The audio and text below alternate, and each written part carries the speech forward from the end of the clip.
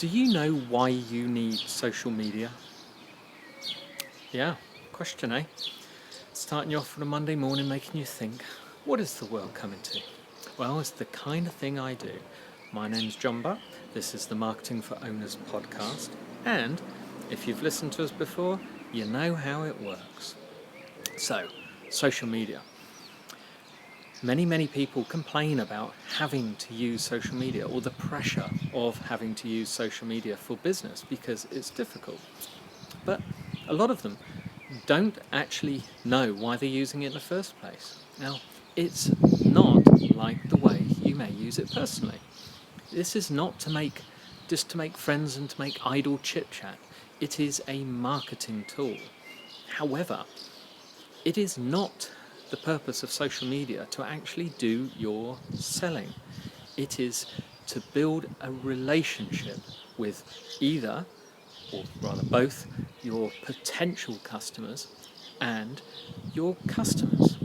Let's not forget them. Let's not take them for granted. Once they become customers, you've got to build a relationship until they become a preacher, and then they fill in the perpetual sales cycle, which is, by the way, our new name for our process, thanks to Adam and Adam, coming up with a great name. Social media includes Twitter, Facebook, Pinterest, Instagram, Tumblr. I mean, you could even, a lot of people would include the blog and YouTube and everything else. Google Plus, oh, you name it. And if you've read anything now you've got Periscope and Meerkat. No, I'm not going to get into explaining those. You do not need to use every single social media tool. I would advise you to grab your name on each tool. So, for instance, if you're called Marketing for Owners, in some of those, we are marketing for owners at many of those social media things. If you search for us, in some there is a limit on how many characters you can have. So in some we might just be, I think Twitter, we're just marketing owners, or at marketing owners. But grab your name, put up a profile, put a link back to your website, so if people want to know who you are, they can at least, if they find you there, they can at least come back to your website. But maybe put one or two posts or something there just to say, in fact, you could even, if you don't use it, you can say, in, say, Instagram, you could put up an image that says, we mainly post at Facebook, or at, and put your URL. Or we mainly tweet at Twitter, find us there. That's a smart way of using social media, and then it makes sense. It doesn't make it look like you haven't done anything for ages. But pick your platform, and remember this is using it for work. So you need to inform people what you're up to, what good information you have. You need to find and curate other people's information and help your audience out with that too. And then you become a resource, you become an authority, you become an expert and a source of great information. That people will come along and rely on you for information that they will pass to their followers.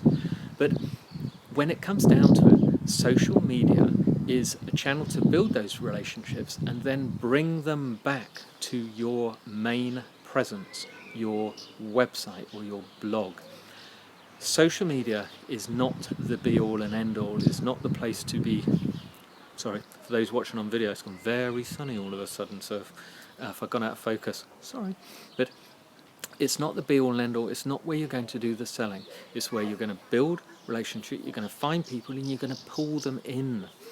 That does not mean every single post says, look at our link, look at our new, come and visit our, click here to see our bargain. It is not about you, it is about them. So for every 100 tweets, you probably have only got 5 to 10 that are self-promotional. And even then, overtly self-promotional, not all out, oh dear, this is a salesperson. Remember, what would someone think when you put out one single post on Facebook or Twitter or whatever it is, what would someone think if that was the very first post they ever saw of yours? Don't think that everyone has seen everything else you put out and this is the first one with an offer. What would they think if they saw that offer? Remember that.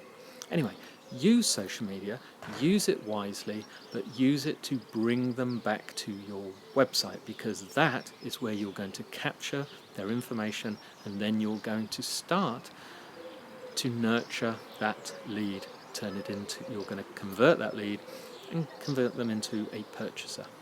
Okay, makes sense? Anyway, Monday, you need a book.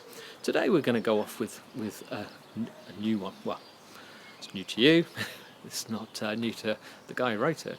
It's called Peak, P-A-K, and it's by Chip Conley. Now, Chip Conley ran a hotel chain called Joie de Vivre.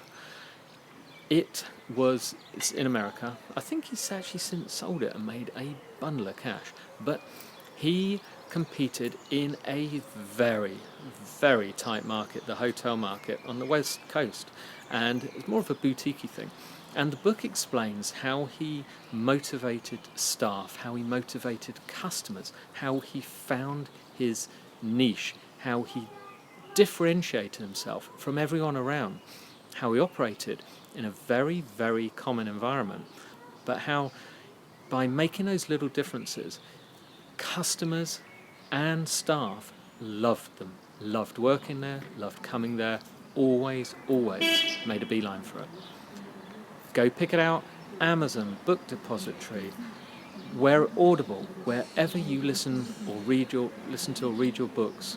Peak was great. I loved it, you'll love it. Try it.